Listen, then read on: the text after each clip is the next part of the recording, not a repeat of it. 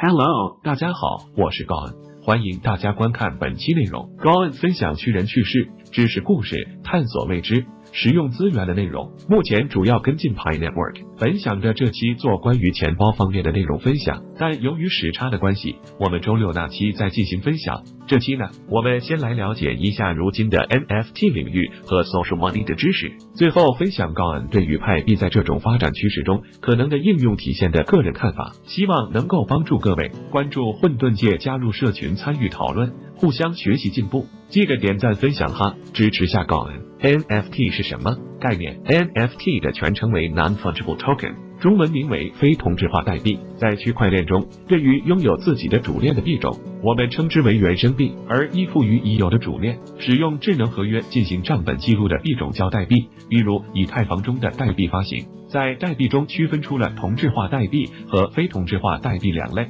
两者最大的区别就是在同类型币种间是否可以互相代替。比如 Alice 和 Bob 两个人都拥有一个比特币，两个人互换并没有影响。同时，比特币可以进行拆分。大家都知道，比特币的最小单位是聪，但 NFT 是唯一的不可拆分的代币。比如加密猫中，每只猫拥有着不同的基因。或者放在 Alice 和 Bob 两个人的例子中， Alice 和 Bob 都画了同一幅画，同时将这幅画作为 NFT 进行出售，最终价格肯定由于作画水平和个人影响力导致两幅画价格不同。尽管画本身内容看似相同，但两者都是唯一的，不能进行互换。实际应用及问题，技术上我们不多介绍，毕竟高恩也不是技术出身，我们更关心一件事物有什么实际应用。考虑到 NFT 的唯一不可拆分的特性，我们可以很容易的想到版权，两者形成了高度的一致。现实中，目前普遍的版权会是进行版权注册，获得版权证书，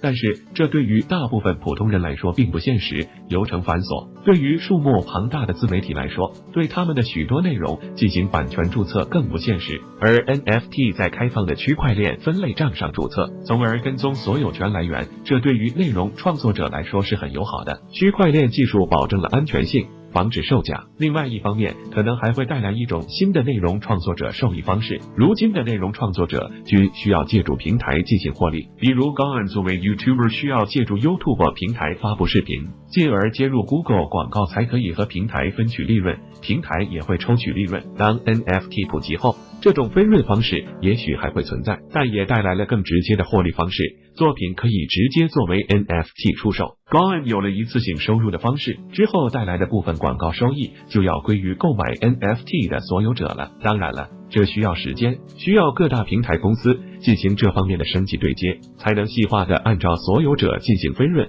但确实是一个方向。而在版权之外， NFT 还可能会应用到包括收藏品在内的不动产、身份证明、金融票据等等具有独一无二属性的场景，使得这些领域具有更安全便利的具象体现。不过 NFT 现在主要基于以太坊网络进行发行、交易和流转，如何承载起 NFT 这个发展趋势，这不得不说是一个问题。 Social Money 又是什么概念？这个概念之前在高恩的认知中并没有占比，但在资料收集的过程中，越来越能发现 Social Money 将会带给社会的实用之处。我们可以认为 Social Money 是一种个人铸造的可兑换个人利益、奖励或者专业服务的代币。目前多数人铸币后会上下 Uniswap， 比如 Alice 拥有 Bob 发行的 Social Money， Alice 可以用这些代币换取 Bob 的一些产品服务，这是针对个人品牌的一种未来趋势。实际应用及问题，在这里我们以一位数字艺术家 Camila Russo 为例来看其应用。他的个人作品经常会在 OpenSea 和 SuperRare 上进行展出。Camila Russo 为了更好宣传他的数字艺术作品，